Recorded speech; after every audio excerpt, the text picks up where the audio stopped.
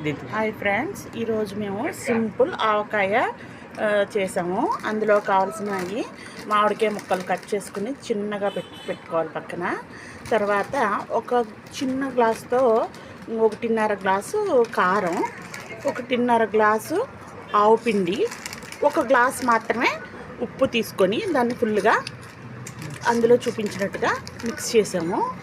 కొంచెంగా మెంతులు వేసుకున్నాము, కొంచెం మెంతులు, కొంచెంగా పసుపు కూడా వేసాము.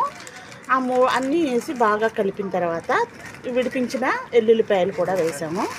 అవి కూడా బాగా బాగా పెట్టిన తర్వాత దాంట్లో ముక్కలు వేసేసి బాగా వాటికి పట్టేటట్టుగా కారం అన్నీని కలిపిన తర్వాత దాన్ని బాగా నూనె వేసుకొని కలిపి దాన్ని ఒక పొడిగా చేసుకున్న ఒక ప్లాస్టిక్ టిన్నులో వేసుకుని ఉంచుకోవాలి.